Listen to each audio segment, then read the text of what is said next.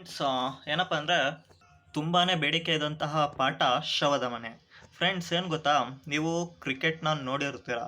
ಕ್ರಿಕೆಟಲ್ಲಿ test match ಯಾವ ರೀತಿ ಅಂತಂತಂದರೆ ನಾವು ಪ್ರತಿಯೊಂದು ಮ್ಯಾಚ್ ಕೂಡ ನೋಡೋಕ್ಕೆ ಇಷ್ಟಪಡಲ್ಲ, ಯಾಕೆಂದರೆ ಸ್ವಲ್ಪ ಜಾಸ್ತಿ ಲೆಂತ್ ಇರುತ್ತೆ. ಸೊ ಅದನ್ನು ನೋಡಬೇಕು ಅಂತ ಅನಿಸಿದ್ರೂ ಕೂಡ ಒಂದು ಹೈಲೈಟ್ಸ್ನ ನಾವು ನೋಡ್ತೀವಿ. ಸೊ ಅದೇ ರೀತಿ ಈ ಪಾಠದಲ್ಲಿ ಏನಪ್ಪ ಅಂತ ಅಂದರೆ ಈ ಶವದ ಮನೆ ಇದೆಯಲ್ಲ ಪಾಠ, ಇದು ಸಿಕ್ಕಾಪಟ್ಟೆ ಪೇಜಸ್ ಇದೆ. ಸೊ ಅದನ್ನೆಲ್ಲನೂ ನಾವು ಕೂತ್ಕೊಳ್ತಾ ಹೋದರೆ ಸೊ ಅದು ಟೈಮ್ ಕನ್ಸಪ್ಷನ್ ಆಗಿರುತ್ತೆ. ಸೊ ಅದನ್ನು ಒಂದು ಈಸಿಯೆಸ್ಟ್ ಆ್ಯಂಡ್ ಶಾರ್ಟೆಸ್ಟಾಗಿ ಹೇಳೋಕ್ಕೆ ಟ್ರೈ ಮಾಡ್ತೀನಿ ಫ್ರೆಂಡ್ಸ್. ಓಕೆ, ಶವದ ಮನೆ ಏನಿದು? ಇದು ದುಃಖದ ವಿಭಾಗಕ್ಕೆ ಸೇರಿದಂತಹ ಒಂದು ಗದ್ಯ. ಇದನ್ನು ಬರೆದಿರುವಂತಹ ಕವಿ ಚದುರಂಗ. ಇವ್ರನ್ನ ಒಂದು ಹೆಸರನ್ನು ಪರೀಕ್ಷೆಯಲ್ಲಿ ಹೇಗೆ ನೆನ್ಪಿಟ್ಕೊಳ್ಬೇಕು ಅಂತಂದರೆ, ನಿಮಗೆ ಚೌಕ ಬರೋ ಗೊತ್ತಲ್ವಾ? ಸೊ ಅದನ್ನು ಒಂದು ಚಿತ್ರನ ಬರೆದಿಟ್ಕೊಳ್ಳಿ.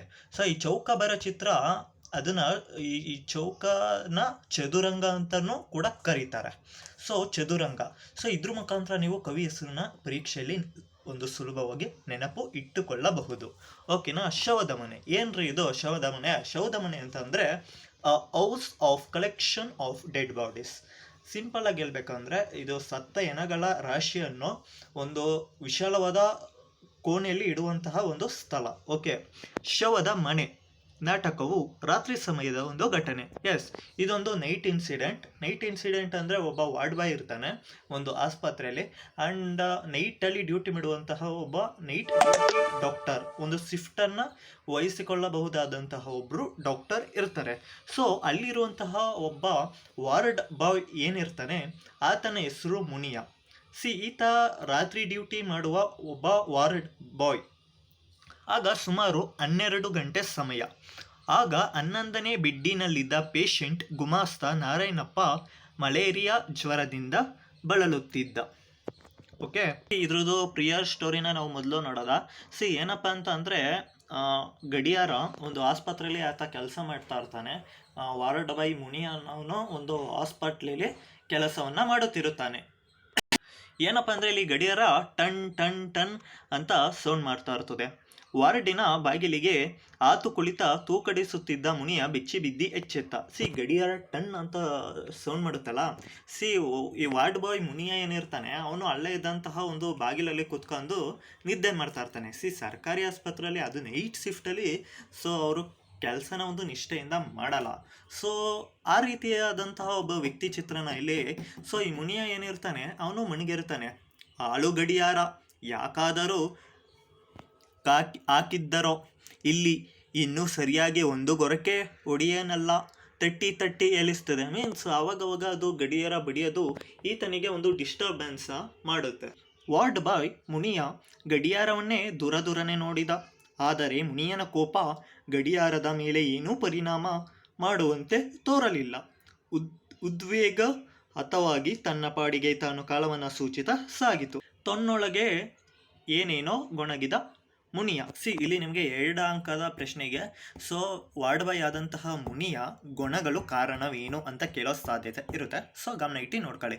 ಏನಪ್ಪ ಅಂತಂದರೆ ಅವನು ಆ ಗಡಿಯಾರಕ್ಕೆ ಬೋದ್ರೂ ಕೂಡ ಅದು ಒಂದು ನಾನ್ ಲಿವಿಂಗ್ ಥಿಂಗ್, ಅದು ಏನು ತಾನೇ ಮಾಡೋಕ್ಕೆ ಸಾಧ್ಯ. ಸೊ ಅದು ತನ್ನ ಪಡಿಗೆ ಅದು ತಾನು ಸಾಗುತ್ತೆ ಕೆಲಸದಲ್ಲಿ. ಆದರೆ ರಾತ್ರಿಯಲ್ಲಿ ಬಹಳ ಕಾಲ ಆಗಿ ಕೋಪಿಸಿಕೊಂಡಿರಲು ಸಾಧ್ಯವೇ? ಏನಪ್ಪ ಅಂದರೆ ಅವನು ನೈಟ್ ಡ್ಯೂಟಿ ಮಾಡ್ತಾ ಇರ್ತಾನೆ. ಸೊ ಜೊತೆಲಿ ಯಾರೂ ಇರಲ್ಲ. ಸೊ ಪೇಷಂಟ್ಸ್ ಇರ್ತಾರೆ. ಸೊ ಅವನು ಎಷ್ಟೊತ್ತು ಅಂತ ತಾನೇ ಕೋಪವಾಗಿರೋಕ್ಕೆ ಸಾಧ್ಯ? ನಿದ್ದೆಯ ತೊಟ್ಟಿನಲ್ಲಿ ಒಂದು ಸಮನೆ ಅವನ ಕಣ್ಣುಗಳು ತೂಗುತ್ತಿದ್ದವು. ಬಾಗಿಲಿಗೆ ತಲೆಯೊಗ್ಗಿಸಿ ಮತ್ತೆ ಮಲಗಲು ಅನುವಾದ ಮುನಿಯ. ಸೊ ಆತನಿಗೆ ಮತ್ತೆ ನಿದ್ದೆ ಎಳೀತದೆ. ಸೊ ಬಾಕ್ಲುಗೆ ಅವನು ಒಂದು ಕಡೆ ತಲೆನ ಬಾಗಿ ನಿದ್ದೆ ಮಾಡೋಕ್ಕೆ ಪ್ರಯತ್ನಿಸ್ತಾನೆ. ನಿದ್ದೆ ಎಲ್ಲಿ ಬಂತು? ನಿದ್ದೆ ಅದು ಆಸ್ಪತ್ರೆಯ ಒಂದು ವಾರ್ಡ್ ಅಲ್ಲವೇ? ತಾನು ರಾತ್ರಿ ಡ್ಯೂಟಿಗೆ ನೇಮಕವಾದ ಒಬ್ಬ ವಾರ್ಡ್ ಬಾಯ್ ಅಲ್ಲವೇ? ಅಗೋ ಬಂದಿತು ಆಗಲೇ ಬುಲಾವ್. ಇಲ್ಲಿ ಒಂದು ಭಾಷೆಯ ಒಂದು ವೈಕೀರಣವನ್ನು ನೋಡಬಹುದು. ಇಲ್ಲಿ ಅವರು ಯೂಸ್ ಮಾಡುವಂತಹ ವರ್ಡ್ಸ್ ಏನಿದೆ ಅದು ಎಷ್ಟು ಸುಂದರವಾಗಿದೆ ನೋಡಿ. ಬುಲಾವ್ ಅಂತ ಅಂದರೆ ಫ್ರೆಂಡ್ಸ್ ಕರೆಯುವುದು ಅಂತ ಅರ್ಥ. ಸೊ ಅಗೋ ಬಂತು ಬುಲಾವ್ ಮೀನ್ಸ್ ಅಲ್ಲಿ ಇರುವಂತಹ ಯಾರೋ ಒಬ್ಬ ಪೇಷಂಟ್ ಏನಿರ್ತಾನೆ ಅವನು ಕರೀತಾನೆ. ಮೀನ್ಸ್ ಇವನು ವಾರ್ಡ್ ಬಾಯ್ ಅಲ್ವಾ? ಸೊ ಅವನು ಕರೀತಾನೆ ವಾರ್ಡ್ ಬಾಯ್ನ. ಸೊ ಅಲ್ಲಿರುವಂಥ ಒಬ್ಬ ಪೇಷಂಟ್ ಕರೀತಾನೆ. 11ನೇ ಬೆಡ್ಡಿನ ರೋಗಿ ಕ್ಷೀಣ ಸ್ವರದಲ್ಲಿ ಕೂಗುತ್ತಿದ್ದ. ವಿಧಿ ಇಲ್ಲದೆ ಬೇಸರದಿಂದ ಎದ್ದು ರೋಗಿಯ ಪಕ್ಕಕ್ಕೆ ಬಂದು ನಿಂತ ಮುನಿಯ. ರೋಗಿಯ ಸ್ಥಿತಿ ಚಿಂತಾಜನಕವಾಗಿತ್ತು. ಕಣ್ಣು ಮುಚ್ಚದೆ ನಿದ್ದೆ ಮಾಡುತ್ತಿದ್ದಾನೆ ಎಂದುಕೊಂಡರೆ ಅವನು ತೆರೆದ ಬಾಯಿಂದ ಗಳಿಗೊಂದು ಸಲ ಹೊರಡೆತ್ತಿದ್ದದ್ದು ಅಮ್ಮ ಎಂಬ ನರಳಾಟದ ಅರ್ಥಸ್ವರ. ಹುಚ್ಚು ಈ ಸ್ಥಿತಿಯಲ್ಲಿ ನಿದ್ದೆ ಬರಬೇಕು ಎಂದು ಅನುಕವಾಡುತ್ತಿತ್ತು. ಮುನಿಯ ತುಂಬಿದ ಮುರುಕದಿಂದ ರೋಗಿಯನ್ನು ತುಂಬಿದ ಸಂಕಟದಿಂದ ರೋಗಿಯನ್ನು ನಿಟ್ಟಿಸಿ ನೋಡ. ಅವನು ಯಾಕೆ ನಿಟ್ಟಿಸಿ ಒಂದು ಸಂಕಟದಿಂದ ರೋಗಿನ ನೋಡೋದಂದ್ರೆ ಏನಪ್ಪ ಇವನು ನಾನು ನೆಮ್ಮದಿಯಾಗಿ ನಿದ್ದೆ ಮಾಡೋಕ್ಕೆ ಬಿಡ್ತಾಯಿಲ್ಲ, ಇವನು ಹಿಂಗೆ ಗೊಣಗಾಡ್ತಿದ್ರೆ ನನಗೆ ಅಲ್ಲಿ ನೆಮ್ಮದಿಯಾಗಿ ನಿದ್ದೆ ಬರುತ್ತಾ? ಇಲ್ಲ, ನನಗೆ ಒಂದು ಅಷ್ಟು ಸಮಾಧಾನವಾಗುವಂತಹ ನಿದ್ದೆ ಬರಲ್ಲ ಅಂತ ಇಲ್ಲಿ ಹೇಳ್ತಾನೆ. ಏನೋ ಸಂಕಟವಾದಂತಾಯಿತು. ಕೊಂಚ ಹಾಲನ್ನಾದರೂ ಕೊಟ್ಟರೆ ಸಮಾಧಾನವಾಗಬಹುದೆಂದು. ಆದರೆ ಬಾಯಿಗೆ ಹಾಕಿದ ಹಾಲು ದಕ್ಕನೆ ಕಟವಾಯಿಯಿಂದ ಹರಿದು ಹೊರಗೆ ಚೆಲ್ಲಿ ಹೋಯಿತು. ನಿಶ್ಚೇಷ್ಟಿತವಾಗಿ ನಿಂತು ನೋಡುತ್ತಿದ್ದ ಮುನಿಯ ಆ ರೋಗಿಯ ಅಮ್ಮ ಅಮ್ಮ ಎಂಬ ಒಂದೊಂದು ಕೂಗು ಅವನೆದೆಯ ನಿರಾಶೆಯನ್ನು ವೃದ್ಧಿಸುತ್ತಿತ್ತು. ಆತ ಮುನಿಯ ಆ ಪೇಷಂಟ್ ಬಂದು ಕೇಳಿದಾಗ ಅವನು ಕೂಡ ಒಬ್ಬ ಮಾನವೀಯತೆ ದೃಷ್ಟಿಯಿಂದ ಅವನು ಹಾಲನ್ನ ತಗೊಬಂದು ಕೊಡ್ತಾನೆ. ಅವನು ಕ್ಲೀನಾಗಿ ಕುಡಿಯೋಕ್ಕಾಗಲ್ಲ, ಅದೆಲ್ಲ ಚೆಲ್ಲೋಗುತ್ತೆ ಹಾಲು, ಓಕೆನಾ. ನೀಡಿದಾಗಿ ಉಸಿರು ಬಿಟ್ಟು ತಾನು ಹಿಂದೆ ಕುಳಿತಿದ್ದ ಜಾಗಕ್ಕೆ ಬಂದು ಕುಳಿತ. ಮತ್ತೆ ನಿದ್ದೆ ಮಾಡಬಹುದಾಗಿತ್ತು. ಬಂದರಲ್ಲವೇ. ಸ್ವಲ್ಪ ಕಾಲದ ಹಿಂದೆ ಕವಿದು ಬರುತ್ತಿದ್ದ ನಿದ್ದೆ ತೆರೆ ಪೂರ್ಣವಾಗಿ ಹರಿದು ಹೋಗಿತ್ತು. ಮನಸ್ಸು ಯಾವುದೋ ಯೋಚನೆಯ ಸುಳಿಯಲ್ಲಿ ಚಕ್ರಾಕಾರವಾಗಿ ಸುತ್ತುತ್ತಿತ್ತು. ಏನು ಯೋಚನೆ? ಇಲ್ಲಿ ಏನಪ್ಪ ಅಂದರೆ ಮುನಿ ಯೋಚನೆ ಮಾಡ್ತಾನೆ, ಅವನಿಗೆ ನಿದ್ದೆ ಬರಲ್ಲ. ಅವನ ಮನಸ್ಸಿನಲ್ಲಿಯೇ ಒಂದು ಆಲೋಚನೆಯನ್ನು ಮಾಡುತ್ತಾನೆ. ಏನಪ್ಪ ಅಂದರೆ ಇನ್ನೇನು ಇದೆಯಲ್ಲ 11ನೇ ಬೆಡ್. ಇಲ್ಲಿ ಏನಪ್ಪ ಅಂದರೆ ಮುನಿಂಗೆ ಒಂದು ಆಸ್ಪತ್ರೆಯಲ್ಲಿರೋ 11ನೇ ನಂಬರ್ ಬೆಡ್ ಇರುತ್ತಲ್ಲ, ಅದು ಅನಿಷ್ಟ ಅನ್ನೋದು ಅವನ ಒಂದು ಮನಸ್ಥಿತಿ. ಯಾಕೆ ಅವನಿಗೆ ಅದ್ರ ಬಗ್ಗೆ ಆ ರೀತಿಯಾದಂಥ ಒಂದು ಮನಸ್ಥಿತಿ ಬರುತ್ತೆ ಅಂತ ಅಂದರೆ ಆ ಬೆಡ್ ಏನಿರುತ್ತೆ ಅದರಲ್ಲಿ ಒಂದು 3 ಜನ ಏನೋ ಇದು ರೋಗಿಗಳಿರ್ತಾರಲ್ಲ ಅವರು ಸತ್ತೋಗ್ಬಿಟ್ಟಿರ್ತಾರೆ. 1 ತಿಂಗಳಿನೊಳಗೆ 3 ಜನರ ಆವತಿಯನ್ನು ಅದು ತಗೊಳುತ್ತೆ. ಇಲ್ಲಿ ಮುನಿಯಾಗಿ ಏನಪ್ಪ ಯೋಚನೆ ಮಾಡ್ತಾನೆ ಅಂತಂದರೆ ಈ 1 ತಿಂಗಳಲ್ಲಿ ಈ ಬೆಡ್ ಮೇಲೆ 3 ಜನ ಸತ್ತೋಗಿದ್ದಾರೆ. 4ನೇ ಆವತಿಗೆ ಬೆಡ್ಡು ರೆಡಿ ಆಗ್ತಿದೆಯೇನೋ ಅನ್ನೋದು ಅವನ ಒಂದು ಮನಸ್ಥಿತಿ. ಅವನು ಆ ರೀತಿ ಅಂದ್ಕೊಳ್ತಾನೆ. ಯಾಕೆಪ್ಪ ಅಂತಂದರೆ ಅಲ್ಲಿ ಪೇಷಂಟು ಬೇರೆ ಒಂದು ಚಿಂತಾಜನಕ ಸ್ಥಿತಿಯಲ್ಲಿ ಇರ್ತಾನಲ್ಲ. ಚಿಂತಾಜನಕ ಸ್ಥಿತಿಯಲ್ಲಿ ಇರೋದನ್ನ ನೋಡ್ಬಿಟ್ಟು ಇವನೇ 4ನೇ ಬಲಿ ಆಗ್ಬೋದಾ ಅನ್ನೋದು ಅವನ ಒಂದು ಆಲೋಚನೆ. ಸಮಯ ಕಳೆದಂತೆ ಗಡಿಯಾರ 12 ಗಂಟೆಗೆ ಒಂದ್ಸತಿ, 1 ಗಂಟೆಗೆ ಒಂದ್ಸತಿ, 2 ಗಂಟೆಗೆ ಒಂದ್ಸಲಿ ಟನ್ ಟನ್ ಟನ್ ಅಂತ ಬಡಿಯೋಕ್ಕೆ ಸ್ಟಾರ್ಟ್ ಮಾಡುತ್ತೆ. ಮತ್ತೆ ಬೆಚ್ಚಿ ಬಿದ್ದ ಮುನಿಯ. ಹಾಲು ಗಡಿಯಾರ ಪುನಃ ಚೇರುತ್ತಾ ಇದೆ. 1 ಗಂಟೆ. ಈ ರೀತಿ ಸಮಯದ ನಿಗದಿ ಪ್ರಕಾರ ಅದು ಗಂಟೆನ ಬಾರಿಸ್ತದೆ. ಬಟ್ ಅದರ ಒಂದು ಸೌಂಡ್ಗೆ ಅವನ ಮನಸ್ಸಲ್ಲಿದ್ದಂತಹ ಟೆನ್ಷನ್ಗೆ ಅವನಿಗೆ ಅದು ಇಷ್ಟ ಆಗಲ್ಲ. ಮುನಿಯ ರೋಗಿಗಳು ಶಾಂತವಾಗಿ ಮಲಗಿದ್ದರು. 11ನೇ ಬೆಡ್ ಈಗ ಶಾಂತವಾಗಿತ್ತು. ಏಕೆ? ಒಂದೇ ಸಮನೆ ಕೇಳುತ್ತಿದ್ದ ಅಮ್ಮ ಅಮ್ಮ ಎಂಬ ಕೂಗು ಈಗ ಏಕೆ ಕೇಳಿ ಬರಲಿಲ್ಲ? ಏನಾದರೂ? ದಡದಡನೆ ಎದ್ದು ರೋಗಿಯ ಹತ್ತಿರ ಓಡಿ ಬಂದ. ಉಸಿರೇ ಆಡುತ್ತಿಲ್ಲ. ಏನು ಮಾಡುವುದೇನು? ಹೋಗಿ ಡಾಕ್ಟರ್ ಕರೆತರುವುದು. ಬೆಡ್ಡು ಇದಕ್ಕಿದಂಗೆ ಸೈಲೆಂಟ್ ಆಗೋಗುತ್ತೆ. ಸೈಲೆಂಟ್ ಆದಾಗ ಈತನಿಗೆ ಒಂದು ಟೆನ್ಷನ್ ಅನ್ನೋದಕ್ಕಿಂತ ಹೆಚ್ಚಿಗೆ ಆತ ಸತ್ತು ಹೋದನೇ ಅಂತ ಬಂದು ನೋಡ್ತಾನೆ. ಉಸಿರಾಡ್ತಾರಲ್ಲ, ಅವನ ದಡನೆ ಅವನೇನು ಮಾಡ್ತಾನೆ, ಅಲ್ಲೇ ಇರುವಂಥವ ಅವರ ಡ್ಯೂಟಿ ಡಾಕ್ಟರ್ ಏನಿರ್ತಾರೆ ಅವರ ಬಳಿ ತೆರಳುತ್ತಾನೆ. ಮುನಿಯ ನೈಟ್ ಡ್ಯೂಟಿ ಡಾಕ್ಟರ್ ಕೋಣೆಯನ್ನು ಒಕ್ಕಾಗಿ ಅವರು ನಿದ್ರಾದೇವಿಯ ಮಡಿಲಲ್ಲಿ ಮುಖವಿಡುತ್ತಿದ್ದರು. ಇವನೊಬ್ಬ ಕೆಲಸಗಾರ, ಇವನೇ ರೇಂಜಿಗೆ ನಿದ್ದೆ ಹೊಡಿಬೇಕಾದ್ರೆ ಇನ್ನು ಅವರ doctor night shift duty doctor ಇರ್ತಾರಲ್ಲ, ಅವ್ರು ಮಲಗೋದ್ರಲ್ಲಿ ಅಂಥ ವ್ಯತ್ಯಾಸ ಏನೂ ಇಲ್ಲ. ಅವರು ಕೂಡ ನಿದ್ದೆ ಹೊಡಿತಿದ್ರು. ಅವನು ಕೂಡ ಇವ್ರ ಥರನೇ ಸೋಂಬೇರಿ. ಮುನಿಯ ಕೆಮ್ಮಿದ. ಇಲ್ಲಿ ಕೆಮ್ಮಿದ ಅಂತ ಅಂದರೆ ಆತ ಯಾಕೆ ಕೆಮ್ತಾನೆ ಅಂತ ಅಂದರೆ ಇವಾಗ ಡಾಕ್ಟರ್ನ ಅವ್ರನ್ನ ಏಕ್ದಮ್ ಮಾತಾಡ್ಸೋಕ್ಕಾಗಲ್ಲ. ಡಾಕ್ಟರ್ನ ಗಮನ ತನ್ನ ಬಳಿ ಒಂದು ಗಮನವನ್ನು ಸೆಳೆಯಲು ಆತ ಕೆಮ್ತಾನೆ. ಅದು ಡಾಕ್ಟರ್ನ ಕರೀತಾನೆ ಅನ್ನೋದು ಇಂಡೈರೆಕ್ಟಾಗಿ ಅವರು ಹೇಳಿದ್ದಾರೆ, ಓಕೆನಾ. ಗಳಿಗೆ ಹಿಂದೆ ನಿರ್ಭೀತರಾಗಿ ಮಲಗುತ್ತಿದ್ದ ಡಾಕ್ಟರ್ ದಿಗಿಲಿನಿಂದ ಒಂದು ಬಾರಿ ನಡುಗಿದರು. ಕೆಮ್ಮಿದಾತ ಮೇಲಧಿಕಾರಿ RMO point to be noted ಇರಬೇಕು ಎಂದು ಭಾವಿಸಿದರು. ಇಲ್ಲೇನಪ್ಪ ಅಂತ ಅಂದರೆ ಆತ ಕೆಮ್ಮಿದ್ ನೋಡ್ಬಿಟ್ಟು ಈ ಡ್ಯೂಟಿ ಡಾಕ್ಟರ್ಗೆ ಇರ್ತಾರಲ್ಲ, ಸೊ ಅವ್ರಿಗೆ ಶಾಕ್ ಆಗೋಗುತ್ತೆ, ಅಂದರೆ ಹೃದಯ ಬಡ್ದಂಗೆ ಆಗೋಗುತ್ತೆ.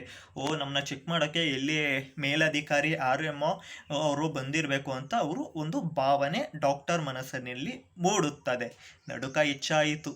ಸೊ ಡಾಕ್ಟರು ಹಿಂಗೆ ಎದುರ್ಕೋತಾರೆ, ಅಯ್ಯೋ ಏನಪ್ಪ ಮಾಡೋದು, ಮೇಲಧಿಕಾರಿಗಳು ಎಲ್ಲೋ ಬಂದಿರಬೇಕು ಅಂತ ಡಾಕ್ಟರ್ ಒಂದು ಬೆಚ್ಚೆತ್ತಿಕೊಳ್ಳುತ್ತಾರೆ, ಮೀನ್ಸ್ ಎದುರ್ಕೊಳ್ತಾರೆ. ಸೊ ಇದನ್ನು ಕಂಡಂತಹ ಮುನಿಯ ನಗ್ತಾನೆ, ಮೀನ್ಸ್ ಒಂದು ಹಾಸ್ಯವನ್ನು ತೋರಿಸ್ತಾನೆ. ಏಕೆ ಎದರುತ್ತೀರಿ, ನಾನು ಮುನಿಯ ಎಂದು ಹೇಳಿದಾಗ ಮಾತ್ರ ಅವರಿಗೆ ಹೋದ ಜೀವ ಬಂದಂತಾಯಿತು. ನೀನೇನಾ ಎಂದು ಕೇಳಿದರು. ಅವರ ಸ್ವರದಲ್ಲಿ ಏನೋ ಅಪನಂಬಿಕೆಯ ಲೇಪವಿತ್ತು. ಇದು ಪಾಯಿಂಟ್ ಟು ಬಿ ನೋಟೆಡ್. ಇದೆಲ್ಲ 2 ಮಾರ್ಕ್ಸ್ ಕೆಲ ಚಾನ್ಸಸ್ ಇರುತ್ತೆ, ಸ್ವಲ್ಪ ನೋಡ್ಕೊಳ್ಳಿ, ಓಕೆನಾ. ನೀನೇನಾ ಎಂದು ಕೇಳಿದರು. ಅವರ ಸ್ವರದಲ್ಲಿ ಇನ್ನೂ ಅಪನಂಬಿಕೆಯ ಲೇಪವಿತ್ತು. ಅಂದರೆ ಯಾಕೆಂದರೆ ಅವರ ಒಂದು ಸ್ವರದಲ್ಲಿ ಇನ್ನೂ ಕೂಡ ನಂಬಕ್ಕಾಗಲಿಲ್ಲ. ಅವರು ಒಂದು ಡೀಪಾಗೆ ನಂಬಿಟ್ಟಿರ್ತಾರೆ, ಇವರು RMO ಇರಬೇಕು ಅಂತ, ಮೇಲಧಿಕಾರಿ ಇರಬೇಕು ಅಂತ ನಂಬಿಟ್ಟಿರ್ತಾರೆ. ಸೊ ಆದರೂ ಕೂಡ ಇನ್ನೂ ಡೌಟಲ್ಲೇ ಒಂದು ಅವರ ಫೇಸಲ್ಲಿ ಅದಿರ್ತದೆ, ಡೌಟು. ಸಾರ್, ಡಾಕ್ಟರ್ ಗಾಬರಿ ನೋಡಿ ಮುನಿಯನಿಗೆ ನಗು ಬಂತು. ಏನೋ ಬಂದೆ, ಗಂಭೀರವಾಗಿ ಕೇಳಿದರು ಡಾಕ್ಟರ್. ತಾವು ಡಾಕ್ಟರ್, ಆತ ವಾರ್ಡ್ ಬಾಯ್ ಎಂಬ ಧ್ವನಿ ಬೆರೆತಿತ್ತು ಅವರ ಪ್ರಶ್ನೆಯಲ್ಲಿ. ಇಲ್ಲಿ ಇವರಿಬ್ಬರ ನಡುವಿನ ಮಾತಿನ ಸಂಭಾಷಣೆ ಹೇಗಿರುತ್ತೆ ಅಂತ ಅಂದರೆ, ಆತ ಒಬ್ಬ ಸಾಮಾನ್ಯ ಕೆಲಸಗಾರ, ನಾನು ಅವನಿಗಿಂತ ಮೇಲೆ ಪೋಸ್ಟಲ್ಲಿ ಇರುವಂತಹ ಡಾಕ್ಟರ್ ಎಂಬ ಒಂದು ಡಾಮಿನೆನ್ಸ್, ಒಂದು ಹ್ಯೂಮನ್ ಡಾಮಿನೆನ್ಸ್ ಅಥವಾ ಮೇಲ್ ಡಾಮಿನೆನ್ಸ್ ಏನಿದೆ ಅದು ಡಾಕ್ಟರ್ ಹತ್ರ ಇರ್ತದೆ. ಸೊ ಅವರು ಒಂದು ದಿಮಾಕಿನಿಂದ ಮಾತನಾಡ್ತಾರೆ. ಸರಿ, 11ನೆಯ ಬೆಡ್ಡು ಸಾರ್. ಏನೋ 11ನೆಯ ಬೆಡ್ಡು? ಆದರೆ ಪೇಷಂಟು ಹೋತು ಸಾರ್. ಏನೋ ಅದು ನೀನು ಹೇಳ್ತಾ ಇರೋದು? ಆ ಪೇಷಂಟ್ ಸತ್ತು ಹೋತು ಸಾರ್. ಯಾರೋ? ಆ ಗುಮಾಸ್ತ ನಾರಾಯಣಪ್ಪನೇನೋ? ಇಲ್ಲಿ ಅವರು ಏನು ಒಂದು 4ನೇ ಬೆಡ್ ಆಹುತಿ ಯಾವುದಾಗಬಹುದು ಅಂತ ಮುನಿಯ ಯೋಚಿಸಿದ್ನೋ, ಆ 4ನೆಯ ಬಳಿ ಆ ಗುಮಾಸ್ತ ನಾರಾಯಣಪ್ಪ ಇರಬಹುದು ಎಂಬುವ ಒಂದು ಪಾಯಿಂಟ್ನ ಅಲ್ಲಿ ಡಾಕ್ಟರ್ ಕೇಳ್ತಾರೆ. 11ನೇ ಬೆಡ್ಡಿನಲ್ಲಿ ಮಲಗಿರೋದು ಸೊ ಈತ ಆಗಿರೋ ಕಾರಣ ಸೊ ಅವರು ಡಾಕ್ಟರ್ ಈ ರೀತಿ ಕೇಳ್ತಾರೆ, ಯಾರೋ ಆ ಗುಮಾಸ್ತ ನಾರಾಯಣಪ್ಪನೇನೋ? ಮೀನ್ಸ್ ಆತ ಸತ್ತೋದ್ನ ಅಂತ ಡಾಕ್ಟರ್ ಕೇಳುವ ಪಾಯಿಂಟ್. ಸಾರ್, ಮಲೇರಿಯಾ ಆಗಿದ್ದೋನೋ? ಮೀನ್ಸ್ ಮಲೇರಿಯಾ ಆಗಿರ್ತಾನಲ್ಲ, ಸೊ ಆ ಪೇಷಂಟಾ ಸತ್ತೋಗಿದ್ದು ಅಂತ ಹೇಳಿ ಡಾಕ್ಟರ್ ಕೇಳ್ತಾರೆ. 8 ಗಂಟೆಯಲ್ಲಿ ನಾನು ನೋಡಿದಾಗ ಚೆನ್ನಾಗಿದ್ನಲ್ಲೋ? ಮೀನ್ಸ್ ಇಲ್ಲಿ ಡಾಕ್ಟರ್ ಹೇಳ್ತಾರೆ, ಕರೆಕ್ಟಾಗೆ ರಾತ್ರಿ 8 ಗಂಟೆಗೆ ನಾನು ಅವನ್ನ ನೋಡ್ಬಿಟ್ಟು ಬಂದಿದ್ನಲ್ಲ, ಆಗ ಚೆನ್ನಾಗಿದ್ನಲ್ಲ ಅವನು ಅಂತ ಇಲ್ಲಿ ಡಾಕ್ಟರ್ ಕೇಳ್ತಾರೆ. ಆಗ ಚೆನ್ನಾಗಿದ್ದ, ಈಗ ಗೊಡಕ್ ಅಂದ. ನೀವೇ ಬನ್ನಿ ಸಾರ್, ಪರೀಕ್ಷೆ ಮಾಡಿ ಅಂತ ಇಲ್ಲಿ ಮುನಿಯ ಡಾಕ್ಟರ್ಗೆ ಕೇಳ್ತಾನೆ. ಬೇಡ, ಸತ್ತೋದ ಅಂದ ಮೇಲೆ ಪರೀಕ್ಷೆ ಮಾಡೋದೇನು, ತಗೊಂಡು ಹೋಗಿ ಶವದ ಮನೆಗೆ ಹಾಕಿ ಬಿಡು. ಸೊ ಇಲ್ಲಿ ಡಾಕ್ಟರ್ ಏನು ಹೇಳ್ತಾರೆ, ನೀನೇ ಹೇಳ್ತಾ ಇದೆಯಲ್ಲ ಅವನು ಉಸಿರಾಡ್ತೆಲ್ಲ ಸತ್ತೋದ ಅಂತ, ಇನ್ನು ನಾನೇನು ಪರೀಕ್ಷೆ ಮಾಡೋದಿದೆ, ಸೊ ತಗೋಗಿ ಶವದ ಮನೆಗೆ ಹಾಕು ಅಂತ ಇಲ್ಲಿ ಡಾಕ್ಟರ್ ಹೇಳ್ತಾರೆ. ಫ್ರೆಂಡ್ಸ್, ಏನಪ್ಪ ಅಂದರೆ ಇಲ್ಲಿ ಒಂದು ಸರ್ಕಾರಿ ಆಸ್ಪತ್ರೆಯಲ್ಲಿ ವೈದ್ಯರ ನೆಗ್ಲಿಜೆನ್ಸ್, ಅವರ ಬೇಜವಾಬ್ದಾರಿ ಹೇಗಿರುತ್ತೆ ಅಂತ ನಿಮಗೆ ಕ್ವಶನ್ ಕೇಳೋಕ್ಕೆ ಚಾನ್ಸಸ್ ಇರುತ್ತೆ. ಸೊ ಅದು ಕೇಳಿದಾಗ ನೀವು ಇದನ್ನು ಉತ್ತರ ಮಾಡಬೇಕಾಗುತ್ತೆ. So next part of the story interesting ಇದೆಯಲ್ಲ ಸ್ಟೋರಿ, ಸೊ ಕಂಟಿನ್ಯೂ ಮಾಡೋದ. ಶವದ ಮನೆ ಎಂದರೆ ವಿಸ್ತಾರವಾದ ಒಂದು ಕೋಣೆ ಅಷ್ಟೇ. ಕತ್ತಲು ತನ್ನ ನಿರಂತರ ಸಾಮ್ರಾಜ್ಯವನ್ನು ಅಲ್ಲಿ ಸ್ಥಾಪಿಸಿ ಬಿಟ್ಟಂತಿತ್ತು. ಎತ್ತರವಾದ ಮೇಲ್ವಾಣಿಗೆ ಅಂಟಿದ್ದಂತಿದ್ದ ಸಣ್ಣ ಕಿಟಕಿಯೊಂದರಿಂದ ಅಂಬೆಗಾಲಿಡುತ್ತಾ ಬರುತ್ತಿದ್ದ ಚಂದ್ರನ ನುಸುಬೆಳಕು ದಿಟ್ಟಿಸಿದ ಕೆಳಗೆ ಎದುರಿ ಎಷ್ಟು ದೂರದಲ್ಲೇ ನಿಂತಿತ್ತು. ಸೊ ಇಲ್ಲಿ ಫ್ರೆಂಡ್ಸ್, ನಿಮಗೆ ಶವದ ಮನೆ ಎಂದರೆ ಏನು ಅಂತ 2 ಅಂಕಕ್ಕೆ ಕೇಳೋ ಸಾಧ್ಯತೆ ಇರುತ್ತೆ. ಸೊ ಇದಿಷ್ಟನ್ನು ಬರೀಬೇಕು, ಗಮನ ಇಟ್ಟೆ ನೋಡಿ. ಮೀನ್ಸ್ ಅದೇ ಒಂದು ವಿಸ್ತಾರವಾದ ಕೋಣೆಯಾಗಿರುತ್ತೆ, ಸುತ್ತಲೂ ಕತ್ಲಿರುತ್ತೆ, ಎಲ್ಲೋ ಒಂದು ಕಡೆ ಚಿಕ್ಕ ಕಿಟಕಿ ಇರುತ್ತೆ. ಇದು ಶವದ ಮನೆ ಬಗ್ಗೆ ಅವ್ರು ಕೇಳಿದಾಗ ಒಂದು ಚಿತ್ರಣನ ನೀವು ಬರೆಯಬೇಕಾಗುತ್ತದೆ. ಗುಮಾಸ್ತ ನಾರಾಯಣಪ್ಪ ಅಮ್ಮ ಎಂದು ನರಳಾಡುತ್ತಾ ಮುಗಳಾಗಿ ಕಷ್ಟಪಟ್ಟು ಮೆಲ್ಲಗೆ ಎದ್ದು ಕುಳಿತುಕೊಂಡ. ನಾರಾಯಣಪ್ಪ ಸತ್ತಿರಲ್ಲ, point to be very very importantly noted. See ಏನಪ್ಪ ಅಂತಂದರೆ ಅವನು ಸತ್ತಿದ್ದ ಅಂತ ಅವನು ವರ್ಡ್ ಬಾಯ್ ಹೇಳ್ತಾನೆ. ಸೊ ಡಾಕ್ಟರ್ ಅವರ ಕರ್ತವ್ಯ ಪಾಲನೆ ಮುಖಾಂತರ ಅವರು ನೋಡಬೇಕಿತ್ತು, ಆದರೆ ಡಾಕ್ಟರ್ ಬೇಜವಾಬ್ದಾರಿಯಿಂದ ಕಳಿಸ್ಬಿಡ್ತಾರೆ. ಸೊ ಇಲ್ಲಿ ಏನಪ್ಪ ಅಂತ ಅಂದರೆ ಆತನ ಒಂದು ಶವದ ಮನೇಲಿ ಹಾಕಿರ್ತಾರಲ್ಲ, ಸೊ ಒಂದು ಹೊತ್ತಾದ್ಮೇಲೆ ನಾರಾಯಣಪ್ಪ ಎದ್ದೇಳ್ತಾನೆ. ಸಿ ಇಲ್ಲಿ ಆಗಿರೋದು ಇಷ್ಟೇ. ಸೊ ಅವ್ರಿಗೆ ಜ್ಞಾನ ತಪ್ಪಿರುತ್ತೆ ಅಷ್ಟೇ ನಾರಾಯಣಪ್ಪ, ಬಟ್ ಅವರು ಅಂತಿಮವಾಗಿ ಸತ್ತಿರಲ್ಲ. ಸೊ ಇಲ್ಲಿ ಅಲ್ಲಿ ಹಾಕಿದ್ಮೇಲೆ ಸ್ವಲ್ಪ ಹೊತ್ತಾದ್ಮೇಲೆ ಅವ್ರಿಗೆ ಎಚ್ಚರ ಆಗುತ್ತೆ. ಸೊ ಅವ್ರು ಎದ್ದೇಳ್ಬಿಟ್ಟು ಗುಮಾಸ್ತ ನಾರಾಯಣಪ್ಪ ಎದ್ದೇಳ್ಬಿಟ್ಟು ಅಮ್ಮ ಅಮ್ಮ ಎಂದು ನರಳಾಡುತ್ತಾ ಕಷ್ಟಪಟ್ಟು ಮೇಲ್ಗಡೆ ಎದ್ದೇಳ್ತಾರೆ. ಸೊ ನಾರಾಯಣಪ್ಪ ಸತ್ತಿರಲ್ಲ ಅಲ್ಲ. Point to be very very importantly noted. So ಇಲ್ಲಿ ನಿಮಗೆ ಗುಮಾಸ್ತ ನಾರಾಯಣಪ್ಪ ಆಗಿರ್ಬೋದು, ವಾರ್ಡ್ ಬಾಯ್ ಮುನಿ ಆಗಿರ್ಬೋದು, ಸೊ ಇವ್ರ ಹೆಸರುಗಳು ಮತ್ತು ಮೇಲಧಿಕಾರಿ ಆರ್ಎಮ್ಒ, ಇವರ ಹೆಸರುಗಳನ್ನ ನೆನ್ಪಿಟ್ಕೊಳ್ಳಿ. ಸೊ ಇವರ ಹೆಸರು ಕೂಡ 2 ಮಾರ್ಕ್ಸ್ಗೆ ಕೆಲವು ಚಾನ್ಸಸ್ ಇರುತ್ತೆ. ಸತ್ತಿದ್ದಾನೆ ಎಂದು ವಾರ್ಡ್ ಬಾಯ್ ಮುನಿಯ ಹೇಳಿದ.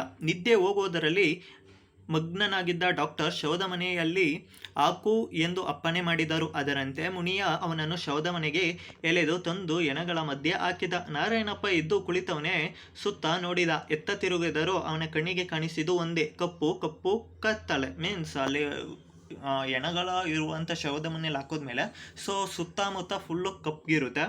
ಸೊ ವಾರ್ಡ್ನಲ್ಲಿ ಸುತ್ತಲೂ ಇದ್ದ ಬೆಡ್ಗಳು ಏನಾದವು? ಒಂದಾದರೂ ಕಾಣ್ತಿಲ್ವಲ್ಲ. ತನ್ನ ಬೆಡ್ ಏನಾಯಿತು? ಇಲ್ಲವೇ ಇಲ್ಲ. ಆಹಾ, ಎಷ್ಟು ತಣ್ಣಗಾಗಿದೆ. ನೆಲದ ಮೇಲೆ ಮಲಗಿರುವಂತಿದೆಯಲ್ಲ. ಜ್ವರ ಬಂದವನು ನೆಲದ ಮೇಲೆ ಮಲಗಿಸುವುದೇ? ಏನು ಕೇಡು ಬಂದಿದ್ದೇನೋ ಈ ಜನಕ್ಕೆ? ಗುಮಾಸ್ತ ನಾರಾಯಣಪ್ಪ ಮೈಮುರಿದು ದೀರ್ಘವಾಗಿ ಅಕಳಿಸಿದ. ಆದರೆ ಅಕಳಿಕೆ ಅರ್ಧದಲ್ಲಿಯೇ ನಿಂತಿತ್ತು. ಏನಿದು ಶೋಕಗೀತೆ? ಫ್ರೆಂಡ್ಸ್ ಏನಪ್ಪ ಅಂತ ಅಂದರೆ ಅವ್ರನ್ನ ತಗೊಬಂದು ಶವದ ಮನೆಗೆ ಹಾಕ್ಬಿಟ್ಟಿರ್ತಾರಲ್ಲ. ಸಿ ಆತ ಬಡವನಾಗಿದ್ದ ಕಾರಣ ಸೊ ದುಡ್ಡಿರಲ್ಲ. ಸೊ ಅವರು ಒಂದು ಫಸ್ಟ್ ಕ್ಲಾಸ್ ಟ್ರೀಟ್ಮೆಂಟ್ನ ಇಲ್ಲಿ ಕೊಡಲ್ಲ. ಸುಮ್ಮನೆ ತಗೊಬಂದ್ಬಿಟ್ಟು ನೆಲದ ಮೇಲೆ ಹಾಕ್ಬಿಟ್ಟಿರ್ತಾರೆ. ಸೊ ಇವತ್ತು ಮೊದಲೇ ಗುಮಾಸ್ತ ಸೊ ನೆಲದ ಮೇಲೆ ಹಾಕಿರ್ತಾರಲ್ಲ, ಆತನಿಗೆ ಎಷ್ಟಾಗುತ್ತೆ. ಸುತ್ತಮುತ್ತ ನೋಡ್ತಾನೆ, ಕತ್ಲೆ ಆಗಿರ್ತದೆ. ಸೊ ನೆಲ ಬೇರೆ ತಣ್ಣಗಾಗಿರ್ತದೆ. ಸೊ ಕಷ್ಟಪಟ್ಟವನು ಎದ್ದು ಕೂತ್ಕೊಳ್ತಾನೆ. ಮೀನ್ಸ್ ಗುಮಾಸ್ತ ನಾರಾಯಣಪ್ಪ. ಏನಿದು ಶೋಕದ ಗೀತೆ? ಕತ್ತಲ ಕುಹರದಿಂದ ಹವ್ಯಾಹತವಾಗಿ ಹೇಳುತ್ತಿತ್ತು. ನಾರಾಯಣಪ್ಪ ಕುತೂಹಲದಿಂದ ಆಲಿಸಿದ್ದ. ಆಲಿಸುತ್ತಾ ಅವನ ಬಲಗಡೆ ಅಷ್ಟು ದೂರದಲ್ಲಿ ಏನೋ ಮಿಂಚಿದಂತಾಯಿತು. ಏನು ಆಶ್ಚರ್ಯ! ಎಣದ ಆಕೃತಿ. ಛೆ, ಹೆಣ ಅಲ್ಲ, ಹೆಣ್ಣು. ಆ ಹೆಣ್ಣು ಪ್ರಲಾಪಿಸುತ್ತಿತ್ತು. ಪ್ರಲಾಪ ದಿವ್ಯ ಗೀತೆಯಾಗಿ ಶವದ ಮನೆಯನ್ನು ತುಂಬುತ್ತಿತ್ತು. ನಾರಾಯಣಪ್ಪ ದಿಗಿಲಿನಿಂದ ನಡುಗಿದ.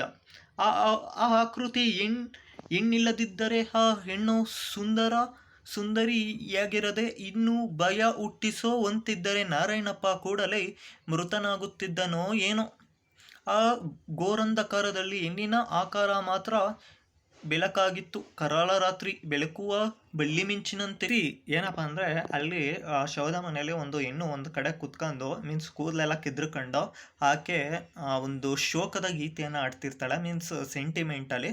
ಸೊ ಒಂದು ಕಿಟಕಿಯಿಂದ ಬೀಳುವಂತಹ ಒಂದು ಚಂದ್ರನ ಬೆಳದಿಂಗಲು ಮೀನ್ಸ್ ಆ ಶವದ ಮನೆಯಲ್ಲಿ.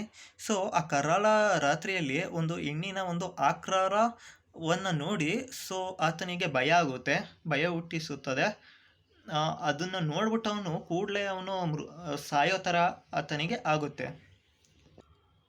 ಹೆಣ್ಣು ನಾರಾಯಣಪ್ಪನ ಇರುವಿಕೆಯನ್ನು ಸಾಮ್ರಾಜ್ಯವನ್ನು ಗಮನಿಸಿದಂತೆ